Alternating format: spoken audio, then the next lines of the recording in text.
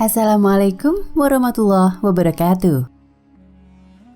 Dajjal adalah seorang manusia pendusta dan penebar fitnah terbesar yang lahir dari keturunan Yahudi atau Yahuza. Dalam berbagai riwayat, Dajjal kelak akan dibunuh oleh Nabi Isa alaihi salam atas izin Allah Ta'ala di akhir zaman. Peristiwa ini menjadi salah satu tanda-tanda terjadinya hari kiamat. Dajjal bukan jin ataupun makhluk lain, tetapi ia manusia yang ditangguhkan ajalnya seperti halnya Nabi Isa alaihi salam. Dajjal lahir di negeri Samirah atau Samaria, negeri kecil di Palestina, warisan Nabi Sulaiman alaihi salam. Negeri Samirah ini berasal dari nama seseorang dari Bani Israel, Musa Samiri, pembuat berhala sapi emas. Ia pengikut Nabi Musa alaihi salam yang kemudian sesat dan merupakan tokoh kafir yang disebut dalam Al-Quran.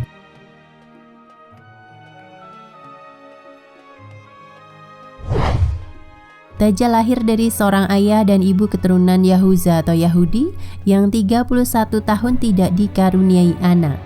Ketika lahir, Dajjal menjadi anak yang paling menyengsarakan kedua orang tuanya, sebagaimana digambarkan oleh Rasulullah Shallallahu Alaihi Wasallam. Ayah dan ibu Dajjal itu melewati pernikahannya selama 30 tahun tanpa melahirkan satu anak pun. Kemudian lahirlah dari mereka seorang anak laki-laki yang buta sebelah matanya. Ia menjadi orang yang paling berbahaya dan paling sedikit manfaatnya bagi kedua orang tuanya dan bagi umat manusia. Kedua matanya tertidur, tetapi hatinya tetap terjaga. Keluarga Dajjal, ayah dan ibunya adalah penyembah berhala. Mereka menyembah berhala berbentuk sapi betina.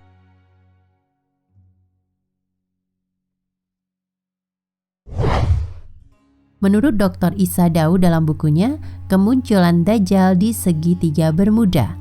Dajjal lahir 100 tahun sebelum kelahiran Nabi Isa alaihi salam. Ada yang menyebutkan cikal bakal Dajjal lahir dari mana? Musa Samiri, si pembuat berhala sapi emas. Sementara dalam buku Ihzaru al-Masih ad-Dajjal disebutkan, Dajjal lahir dari hasil hubungan ketika ibunya sedang menstruasi. Lalu terjadilah kehamilan sebagai pengaruh perbuatan iblis. Dikisahkan pada malam yang menakutkan diiringi hembusan angin dan hujan lebat, pasangan suami istri itu mendengar suara dari patung sapi betina yang mereka anggap sebagai Tuhan mereka. Kemudian patung itu memberitahu kepada mereka akan kelahiran seorang anak. Setan mengetahui keinginan suami istri itu mendambakan seorang anak laki-laki. Karena itu setan memperdaya berhala itu seakan-akan akan memberi karunia anak dan meminta korban-korban sesembahan. Demikianlah cara setan menipu daya manusia. Perempuan itu pun melahirkan anak laki-laki, tapi kedua matanya cacat sejak lahir. Bayi itu suka tidur malam dan siang dan jarang bangun. Sejak kelahirannya, Dajjal tidak mau menyusui dan selalu tertidur, hingga mengakibatkan payudara ibunya mengalami pembekakan hebat dan menimbulkan panas yang luar biasa. 2 bulan kemudian ibunya meninggal.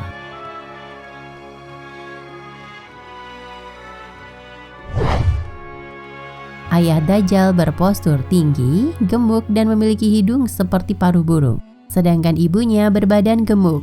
Anak itu sangat membahayakan kedua orang tuanya dan juga umat manusia. Bukan hanya ibunya saja yang merasakan kesengsaraan, sang ayah pun demikian. Adapun kesialan yang dibawa Dajjal bagi ayahnya ialah setelah kira-kira 4 tahun, Dajjal hanya diam dan tidur saja sejak kelahirannya. Pada suatu malam, anak itu bergerak merangkak seperti balita. Ia berjalan ke arah patung-patung berhala, kemudian tidur di sisi patung itu. Sang ayah pun bangun keesokan harinya dan mendapati anaknya tertidur di pangkuan patung Tuhan mereka. Ayahnya memanggil tetangganya dan berita itu menyebar luas. Penduduk sekitar berbondong-bondong datang untuk menyaksikan hal tersebut. Kemudian hakim kota mendengar dan ingin memiliki anak itu yang dianggap dapat membawa keberkahan. Maka diutusnya mata-mata untuk membuat siasat. Maka dihadapkannya lah ayah Dajjal kepada hakim kota dan dipaksa untuk mengaku bahwa kabar berita itu adalah hasil rekayasa dirinya semata. Karena itu ayah Dajjal dipaksa untuk mengaku bahwa dirinya lah yang telah mengangkat anaknya dan menaruhnya di pangkuan patung sapi itu. Karena ayah Dajjal menyangkal tuduhan itu, ia dipenjara dan disiksa. Sementara Dajjal diambil oleh hakim dan dirawat di dalam istana. Dalam menghadapi siksa di penjara, ayah Dajjal tidak kuat, sehingga ia terpaksa mengakui kebohongan itu. Setelah ia mengaku, ayah Dajjal pun diusir. Maka tinggallah ia sebatang kara karena ulah anaknya itu. Dalam keterasingan itu, ayah Dajjal meninggal dalam penderitaannya. Setelah berada di dalam istana selama kira-kira 1 tahun 1 bulan, negeri Samiri dilanda bencana dahsyat.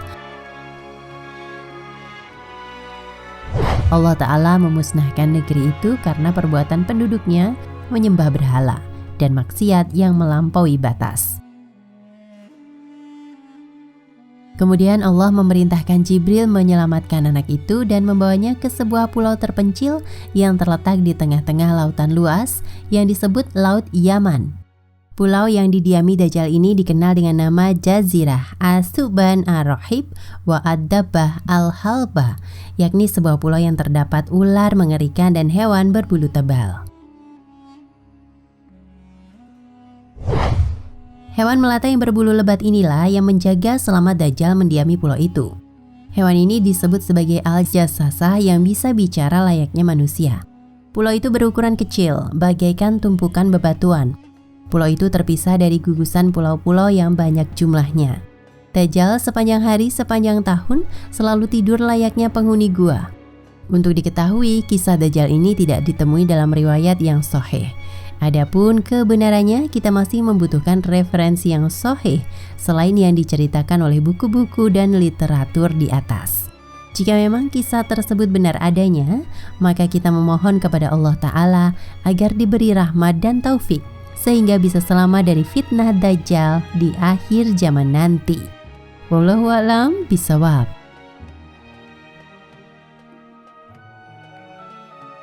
Nah pemirsa Ensiklopedia Al-Fatih, sampai di sini perjumpaan kita kali ini. Semoga menginspirasi.